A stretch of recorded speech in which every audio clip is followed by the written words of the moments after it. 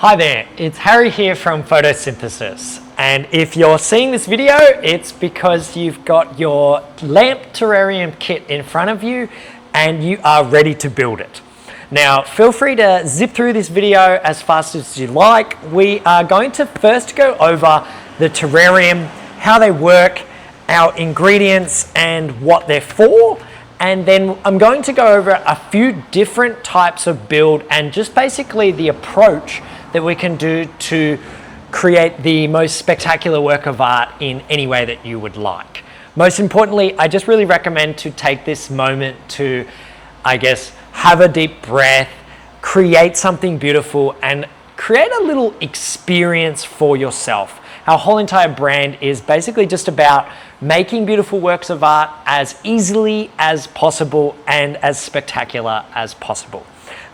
First, we have our ingredients here, and our goal is to make a spectacular lamp terrarium that is going to be recirculating the water after we plonk our lid on top, which is what creates the entire water cycle. So we have evaporation working up, condensation working down. In the middle, we have our humidity. So humidity is the main component in our terrarium that's, making everything work. Our mosses and our specific terrarium plants are thriving in a 100% humid environment. So the moss in particular doesn't have any roots. It only grows from its foliage. So we're trying to maintain a high level of moisture so that our foliage and our beautiful green can start to thrive, okay? And we get into that at the end when we water. So first, I'm going to go over the ingredients. So we have our drainage layer. That's our first layer that we're utilizing. Basically holding water that's not getting used as the cycle works. So just placing our rocks in, creating a nice flat coverage, just chuck them all in. We've got both kits organized that all of the ingredients are pretty much perfect for their layering. So we have our drainage layer. Next we have our charcoal or our filtration layer. This is what's cleaning the water as it circulates. So plonking my charcoal in. The only time that the charcoal can really affect the design is if we have a big chunk placed up against the glass. Now, our entire build here, you can literally just grab all the ingredients, chuck them together, and create a successful terrarium. Although we like to think about it like a work of art. So please take your time, focus on small details, and really just enjoy the process. We've now got our first two layers in. Our next layer that really just finishes making it a terrarium is our separation layer. This is what is basically just separating the soil from the drainage layer. We don't want to have our soil pressed up against anywhere that's going to hold moisture, as it could potentially cause decay long term. And yeah, if you want to use all of them, I used all of them. It's perfectly, measured for you. And then I'm just spreading this down. Now, I've got a couple of different terrariums over here, and this is where I'm just going to talk about the approach that I'm going to take. I highly recommend one of these, and this is just a piece of laminated paper. You can just use a piece of card or a piece of paper, but all I'm going to be doing now is making a funnel. I'm rolling my paper up, and I'm doing it nice and tight, and there's my really basic funnel. We use a piece of laminated sheet. I find this is the best if you're going to use it a lot. Otherwise, just a piece of paper is fine for the build. And then I'm using a piece of sticky tape here. And this is really good if you're just trying to get, quite precise with your decorations. When this build is one that I utilized where I didn't use a funnel whatsoever, and I'm tilting my glassware back, popping my soil in one side and building up, creating this natural slope. So it's just an approach where we're going for, not going for one of these. What I'm going to be doing is first making my approach to building an island terrarium. That's where my main, I guess, plants are going to be situated in the center. So I've got my first 3 layers in. Now I'm going to crack open my large decorative rocks. So in here we've just got some big old boulders. Most of them, I guess we try to choose the rocks that are suited to fit in your vase, okay? And all I'm going to do first is I'm going to take my big rocks and I'm just working around the outside of the vase. And this is where I'm just creating a wall that is going to protect my edge of my glassware from just getting soil on it. It's basically just a wall. I'm going all the way around the outside. If you get one that just, oh goodness me, rolls away, I'm using my terrarium tweezers, which is going to help you being a bit more precise. And now I've got my little wall. All I'm going to do now is just get my funnel straight into the middle, and I'm going to crack open my soil. And I'm just going straight in the funnel. Oh, yeah, you got a blockage. I find the best way to use the funnel is to fill the pipe and then release. It's kind of like tapping your head and rubbing your tummy at the same time. So you just got to take your time with this. And I guess all my goal is here is to have a mound of dirt in the middle. So in really, really simple terms with building this ecosystem, you are creating shape and then planting into it. So I guess the trickiest part of the whole build will be just trying to make some shape. So I just recommend take your time in this, we call it the design phase, and get around to create some shape. You see I'm taking some of these big chunks of charcoal out. It's basically just interrupting my design. We've got more than enough charcoal to create a coverage, but it's just a little details that I'm just trying to perfect in there. And now you can see I've started to get a bit of a mound building up into the middle, and then I'm going to just finish it off with a tiny bit more soil, and now I've got my slope happening.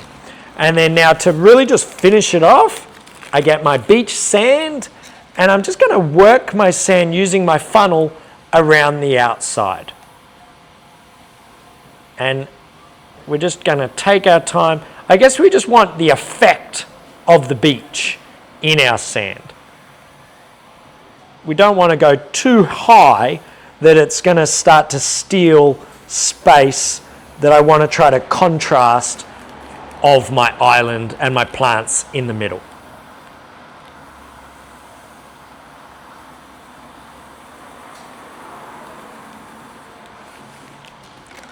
There's my beautiful island paradise. And then now with your plants, all we need to do with our plants is just take them straight out of the moss pack and plonk them into the soil. As long as they're touching soil and like not upside down, they are going to grow. If you have plants that don't have roots like this one right now, they root within usually about a week into the vase, so they just need to be touching soil. Your terrarium is an amazing incubator. It keeps everything at a perfect level of moisture so that everything can start to propagate and thrive in there.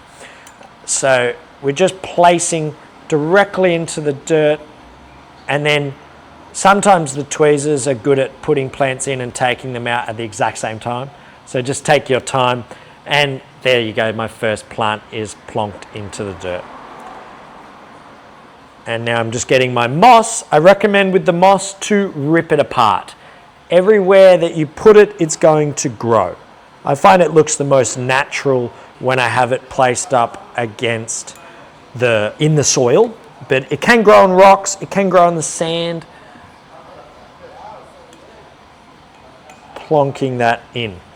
And then it's just totally up to you. Your aesthetic details. What I usually do as a finished product, and I'm sort of getting to the end of my build, I'm basically just trying to cover up a majority of my soil with either decorative plants or moss. This is a really cool build, and I'm gonna just show you the approach of this one now. So this one, all I need to do is start to build my plant coverage across the middle and any little details I want to throw into it. Now, if I go back to our first 3 layers, I've got my drainage layer, my charcoal, and my separation layer, and I'm gonna build a valley terrarium in this one. So, utilizing the same large rocks, what I'm gonna do differently is create a wall. I wanna try to contrast my low point in the middle to where my plants are and my soil is on the either side. So all I'm doing with this, I've got my charcoal. The charcoal would ideally be under where the soil is. So I'm putting that off to one side and over to the other side. And then now with my rocks, I'm creating a wall, see if you can see this, straight through the middle on this side, and then I'm gonna do it onto the other side. And I guess I just really wanted to create this experience to help you create a beautiful work of art. It's literally unlimited what you can make. You could get the rocks, stack them on top of each other, create a little cave in there, a little hobbit house or something, but it's really just get inspired, get creative, and make something spectacular. You can see here I've got my wall working through the middle, getting some of these different rocks, and I'm really just chucking them in. It's like nothing too technical. And now you can kind of see I've got a wall on the left, and a wall on the right. And then now all I need to do is keep that separate and use my funnel. I'm going to use the same bag of soil, and I'm just funneling dirt onto the left, or it might be your right, onto the right. Little blockage.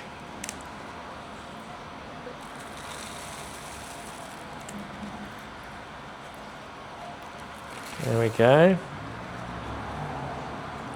And now onto the other side. And my main goal with this build is just to try to have the center, the part that's got the sand, and you'll see I actually don't do the sand in the middle until the very end.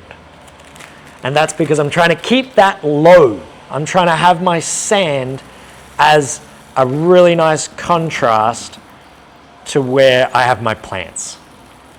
And then I'm just loading this in.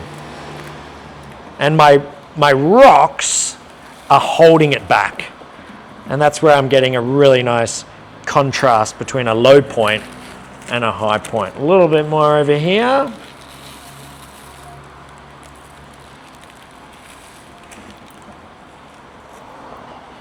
There we go. You can see I've still got a fair bit of soil there, but I've got my valley starting to take place. And now all I do with my rocks is I just try to even use a higher wall and bringing this back towards the middle. And now I've got my kind of like the start of the valley through the middle. And then all I need to do is utilize my moss, my plants, and I'm decorating those sections. And we take our time just plonking moss in, little rocks, and all of our beautiful decoration. And then you'll be ready to put your sand in the middle. And all I'm doing deliberately is to try to like save this bit, because if while I'm planting, while I'm decorating, I put a little rock or something that lands in that middle bit, I can always put sand and I guess disguise that to try to make it look picture perfect right at the end. Right? You're going to get the idea. In your little decorative rock pack, I just recommend to sort of spill these out. We have our beautiful glow-in-the-dark turtles, which we'll be placing on top of our sand. But now I'm ready, like I'm not ready, it's definitely halfway through, but I'm going to show you the sand. So I recommend don't do the sand until you've decorated this, made this, nearly at a point of completion. And then we're going to utilize the funnel and drag this through. And I'm going really slow, and I'm just trying to have the effect of the sand. And I guess I'm just covering up all the little imperfections with a beautiful white sand. And people always ask, like, can the moss grow on the sand? It definitely can. The moss only grows from its foliage. There we go. And this is the trick where you just don't want to go too high here with the sand, because you can start to lose the effect. I've got a little piece of charcoal there, but I think it actually has a nice contrast on the white sand. So you've decorated, you've planted, you've put your sand. We need to then get our little turtle. Our turtle's going to live on the beach. Oh no, he's upside down. He's going to be stuck. He's on his way to the water after hatching. I get his friend still coming down the beach. And then now it's time to water. Okay, so we're going to go for a complete saturation. We want to try to activate our drainage layer so the whole cycle can commence.